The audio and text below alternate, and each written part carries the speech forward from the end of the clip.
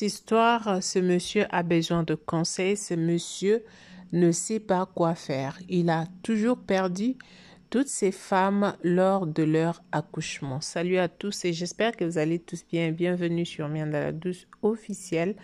Un grand merci à vous pour tout ce que vous faites. Merci beaucoup pour vos abonnements. J'ai toujours l'habitude de dire ça parce que un signe de reconnaissance, ça fait du bien. Vous vous abonnez, vous nous laissez vos commentaires, vous likez. En tout cas, c'est un grand plaisir. Alors, nous parlons de l'histoire de cet homme. Voilà son histoire qu'il a confiée. Il a donc mal, il ne sait pas quoi faire. Le monsieur dit qu'il est dans les quarantaines et le jour de sa naissance, après que sa mère ait donné naissance à ce monsieur, la maman est morte. Elle était morte après avoir donné naissance. Donc, tel qu'il est là, il n'a jamais connu sa mère, il ne connaît jamais sa maman, il n'a jamais vu sa maman. Donc, c'est comme ça qu'il a grandi. Il a grandi avec son père. Arrivé à l'âge de 29 ans, son père est décédé, son père a abandonné, il est donc parti. C'est comme ça que le monsieur est resté seul. Il a fait ses études avant que son père ne meure.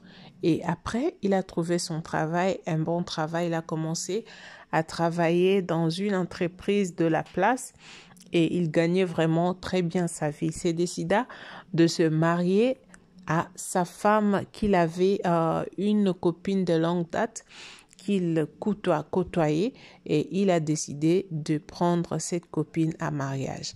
Alors, ils sont restés ensemble, ils se sont mariés, il a épousé sa femme. Après quelques mois, la femme est tombée enceinte. Vous le savez comment ça se passe 9 mois après que la femme est tombée enceinte. Et c'est comme ça que la femme alla pour accoucher. Arrivée là-bas, elle a accouché, mais elle a déjà. Donc, elle est partie. Elle n'est plus retournée à la maison parce que c'était la mort. Et c'est comme ça que l'homme a pleuré. Vous savez comment ça fait? Tu as laissé mon bébé. Qu'est-ce qui ne va pas? Qu'est-ce que je fais? Qu'est-ce que trop de questions. Et le mari est allé avec le bébé à la maison. Ils ont enterré la femme. Ça, c'est la première femme qui est donc décédée. Alors, le monsieur a vu qu'il travaille, il a son travail, il ne peut pas rester garder le bébé à la maison. Il doit tout faire pour épouser une femme au plus vite que possible afin que cette femme puisse prendre soin de son bébé. Et c'est comme ça que le monsieur décide d'aller encore trouver une autre femme et puis ils ont fait connaissance et tout. Il a donc décidé d'épouser la deuxième femme pendant que la première n'était plus en vie, elle était déjà morte.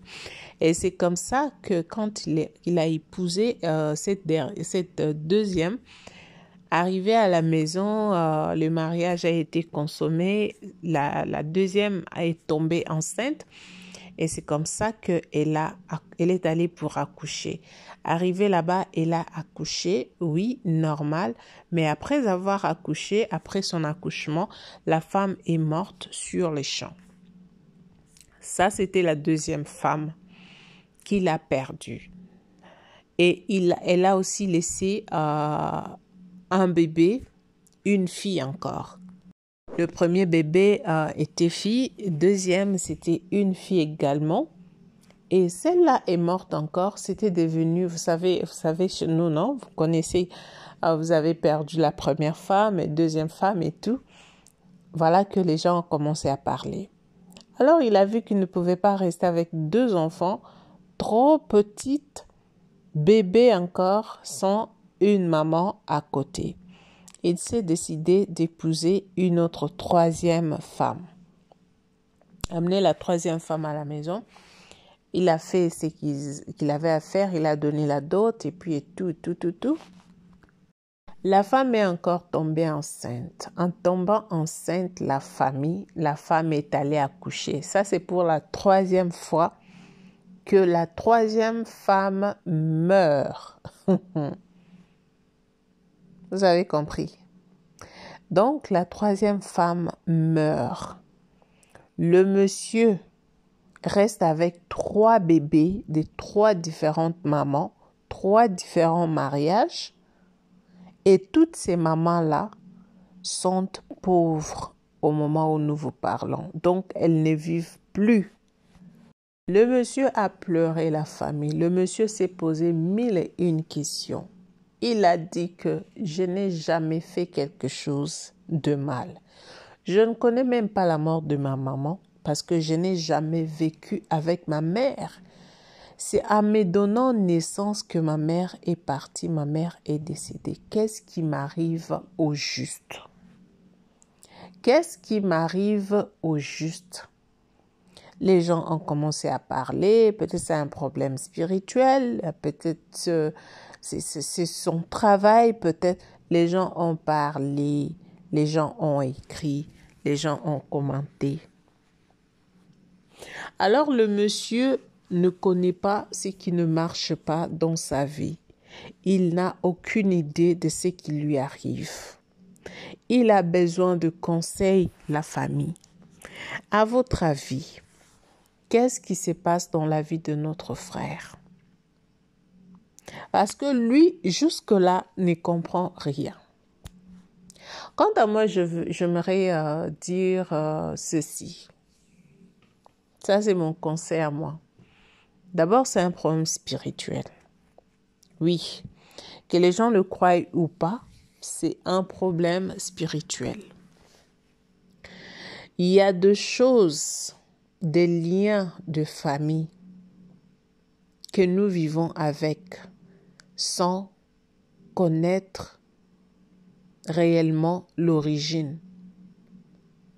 C'est seulement en entrant dans la prière, en se donnant profondément, que vous allez comprendre que ce que je vis là, ce sont les paroles prononcées, ce sont des liens de famille, ce sont des choses qui ont été dites à mon insu. C'est de ça qu'il s'agit, la famille. Parce que c'est pas normal, tu épouses 3 différentes femmes qui meurent dans une même circonstance et tu trouves ça normal, tu demandes conseil, tu dis tu ne sais pas ce qui se passe. Il se passe que tu as un problème spirituel, que toi-même tu ignores. Peut-être que ta mère était morte en donnant naissance à toi, pas parce que c'était son problème, pas parce que ta mère avait des problèmes, je ne sais pas moi, tout ça là, mais parce qu'il y a des paroles qui ont été dites, qui ont été prononcées, soit dans la famille de votre maman, sans que vous ne le sachiez. C'est comme ça que ça se passe.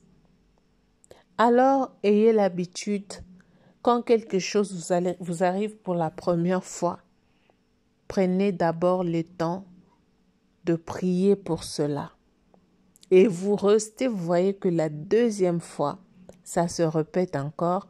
En tout cas, n'attendez pas que quelqu'un vienne vous dire « Allez, faites de prière ». N'attendez pas cela, parce que ça n'arrivera pas.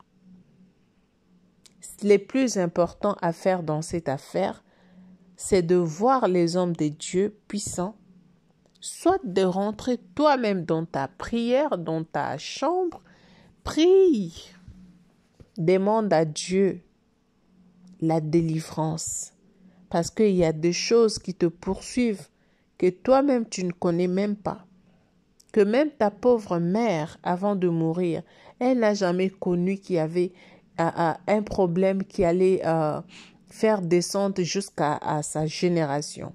Non. Ça, ce sont des choses à prier pour, demander la délivrance de Dieu. Que le Seigneur vous donne la délivrance.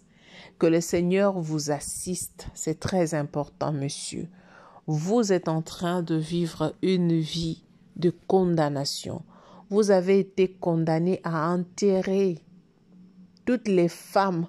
Peut-être que vous avez aussi un esprit qui ne permet pas que toute femme qui viendra à tes côtés puisse rester à tes côtés. C'est aussi un esprit qu'on ne peut pas mentionner ici. Allez-y comprendre. Vraiment, c'est pas C'est pas normal de voir quelqu'un perdre toutes les 3 femmes dans la même circonstance. Non, non, non, non, non. Ce n'est pas du tout normal. Alors ça, c'est mon avis à moi. Qu'en pensez-vous? Qu'en dites-vous? Quel conseil avez-vous à donner à ce monsieur? Voilà donc, c'est tout ce que j'avais comme histoire à vous relater aujourd'hui. Il y en a plein de personnes qui vivent la même vie que ce monsieur. Beaucoup de gens vivent la même vie que ce monsieur. Oui, mais ils ne comprennent pas. Ils ne savent pas quoi faire. Venez à Jésus. Si vous ne savez rien, vous ne connaissez rien du tout, vous rencontrez des situations pareilles, venez à Jésus. Car il est le seul capable de changer ta situation, de te délivrer, de te donner la liberté. Sur tous les plans, spirituel, physique, financier, j'en passe. C'est très important. Alors si vous êtes là, vous vous retrouvez dans la même situation que ce frère, tout ce que je vous demande, c'est de prier pour votre vie, de chercher les hommes de Dieu qui sont capables de prier pour vous et vous tirer de la bouche du lion. En tout cas, faites l'effort. Faites l'effort. Jésus est là, il vous attend. Ayez le temps de prier, de recommander vos vies, vos familles, vos vies surtout entre les mains de Dieu. Merci beaucoup d'avoir été là pendant quelques minutes pour écouter cette histoire. Ne la gardez pas seule. Partage cette histoire avec les autres, que les autres aussi puissent bénéficier de la grâce. Que Dieu vous bénisse et à la prochaine.